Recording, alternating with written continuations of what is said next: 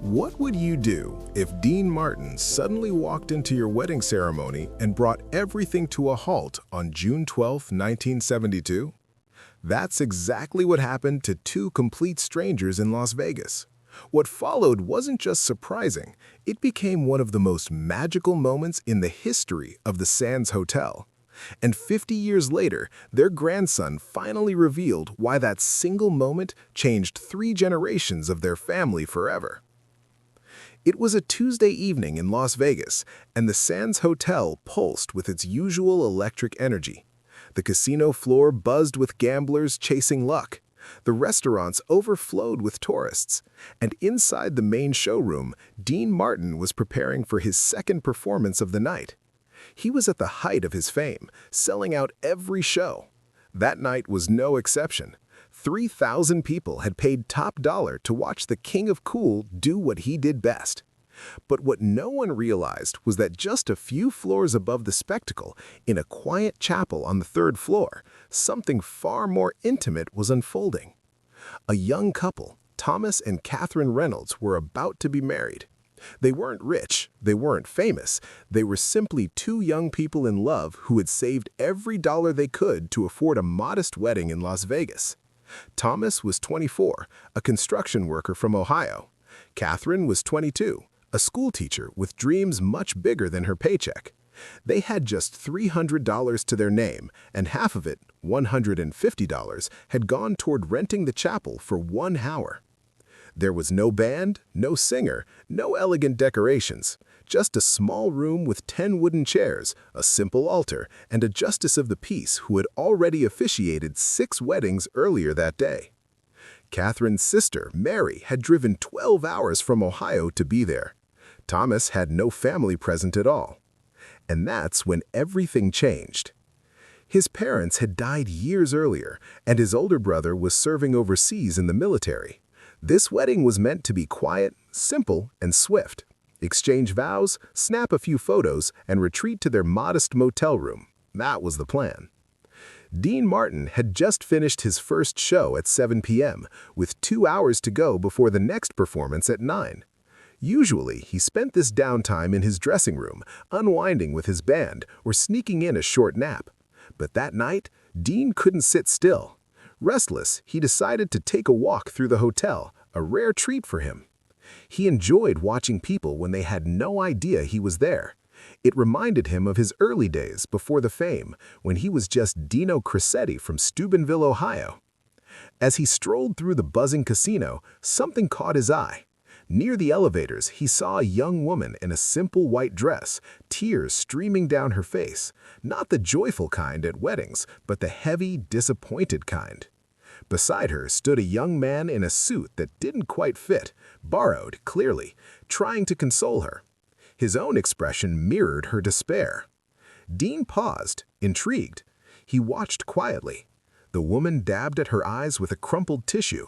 The man pulled her close, whispering something that brought a faint shiver of hope. Then Dean heard it. Just a few words, but they struck him like a punch to the chest. "I'm sorry, Tommy," Catherine whispered, her voice trembling. "I know you wanted more. Music, dancing, something special. But this is enough. You're enough." At that moment, Dean Martin made a decision that would change 4 lives forever. He walked straight toward the couple. Thomas and Catherine looked up, startled. For a heartbeat, they didn't recognize him, lost in their own whirlwind of emotions. Then Dean spoke, and that unmistakable voice cut through the tension. "Excuse me, folks. I couldn't help but notice you two look like you're heading somewhere important." Catherine's eyes went wide. She clutched Thomas's arm. "Oh my God, Tommy, that's Dean Martin." Thomas stammered, barely finding his words. "Mr. Martin, we're sorry if we're in the way." Dean's famous smile spread across his face. "You're not in the way at all, pal. In fact, I'm the one in the way. Am I correct in assuming you two are about to get hitched?" Catherine nodded, still in shock. "Yes, sir. In about 15 minutes, up in the chapel on the 3rd floor." Dean's eyes swept over her simple white dress, Thomas's ill-fitting suit, and Mary standing awkwardly behind them with a tiny bouquet of daisies that looked like they'd been bought at a gas station. "And let me guess," Dean said gently, "no fancy band, no singer, just the two of you in love." Thomas's cheeks flushed. "We don't have much money, Mr. Martin, but we have each other. That's what matters." Dean placed a hand on Thomas's shoulder. "You know what, kid? You're absolutely right. That is what matters. But here's the thing," he paused, glancing between them. "I grew up with nothing. I know what it's like to give someone you love the world but only have pocket change to offer. And I also know, sometimes, when you least expect it, a little magic shows up." Catherine's tears returned, but this time they were different. Tears of hope and disbelief. "Mr. Martin, are you saying?" she began. Dean cut her off with a warm chuckle. "I've got about 90 minutes before I have to be on stage, and I can't think of a better way to spend them than making sure you two have a wedding you'll never forget. If you'll have me, I'd be honored to sing at your ceremony." Silence hung in the air, heavy and electric. Thomas couldn't speak. He couldn't believe what was happening. Catherine covered her mouth with both hands, her eyes wide.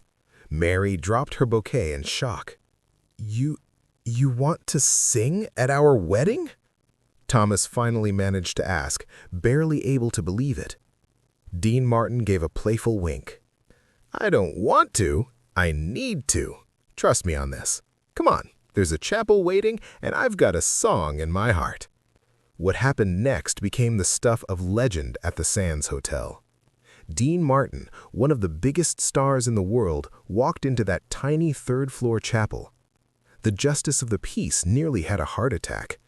Dean didn't ask for permission. He didn't make a grand announcement.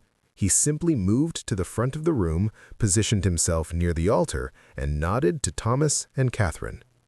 "All right," he said warmly, "let's get you two married." The ceremony began.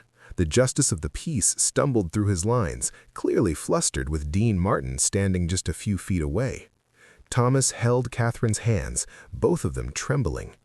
Mary sat in the front row, tears streaming down her face, unable to believe what was happening. Then came the moment that would be remembered for 5 decades. When the Justice of the Peace said, "You may kiss the bride," Dean Martin began to sing. He sang, "Everybody Loves Somebody." No microphone, no band, nothing but his voice and his heart. The acoustics of the small chapel made his voice sound like it was coming from heaven itself. Every note, every word overflowed with warmth, tenderness, and genuine emotion. It wasn't a performance, it was a blessing. Catherine buried her face in Thomas's chest, sobbing. Thomas held her tight, his own eyes brimming with tears. Mary openly wept. Even the Justice of the Peace dabbed at his eyes, stunned. When Dean finished, he stepped forward, shook Thomas's hand, and said with sincere warmth, "Congratulations, Mr. Reynolds. Take care of this lady. She's a gem." Then, with his signature charm, he turned to Catherine and kissed her hand. "And you, Mrs. Reynolds," Dean said, turning to Catherine, "you've got yourself a good man. I can tell you two are going to be very happy." Catherine found her voice at last. "Mr. Martin, I don't know how to thank you." Dean smiled, that easy, warm smile he was famous for. "You don't have to thank me, sweetheart. Just love each other. That's all the thanks I need."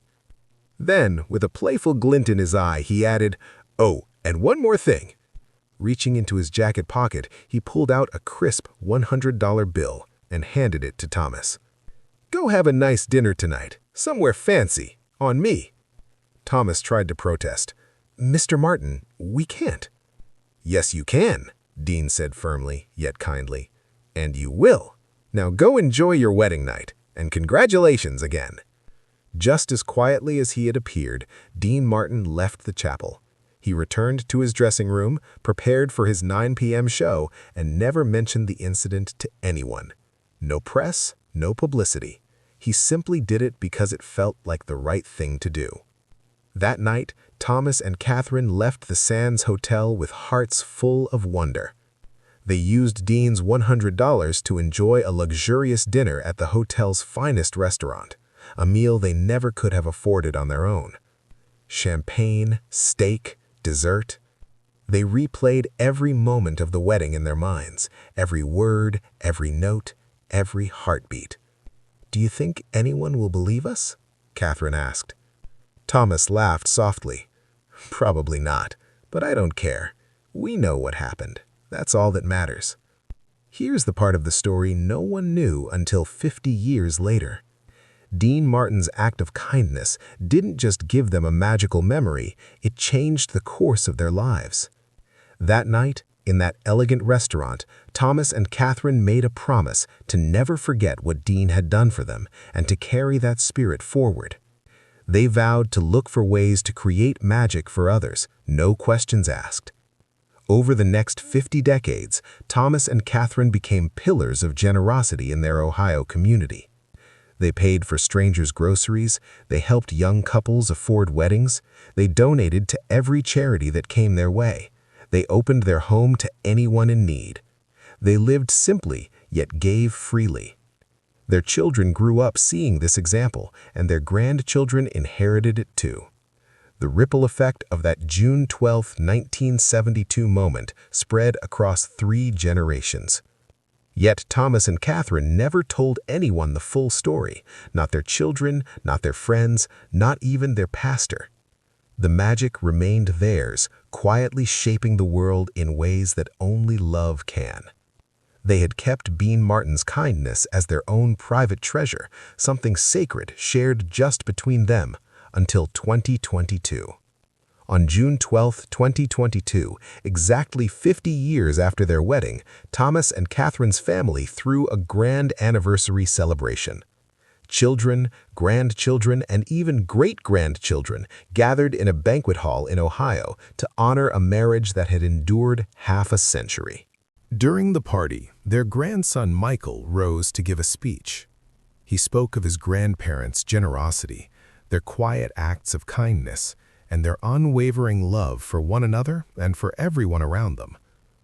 And then he said something that made the entire room fall silent. "I never understood where Grandma and Grandpa learned to be so giving," he said. "They always said it was just the right thing to do. But last month, while helping Grandma clean out some old boxes, I found something, a photograph from their wedding day. And on the back were 5 words I didn't understand. The day Dean saved us." Michael held up the photograph. It was blurry and amateurish, taken by Mary with a simple camera. Yet there, unmistakable, stood Dean Martin beside Thomas and Catherine in that tiny chapel. "So I asked Grandma about it," Michael continued, his voice quivering, "and she told me a story I'll never forget." Catherine rose, tears streaming down her face. Thomas, now 74 and leaning on a cane, stood beside her. For the first time in 50 years, they shared the full story of what Dean Martin had done for them. The room was silent. Some people wept. Some laughed in disbelief. But everyone understood why Thomas and Catherine had devoted their lives to helping others. "Dean Martin didn't just sing at our wedding," Thomas said, his voice still strong. "He taught us what it means to be truly generous. He didn't do it for publicity. He didn't do it for recognition. He did it because he saw 2 kids who needed a little magic, and he had the power to give it. That lesson shaped everything we became." Catherine added softly,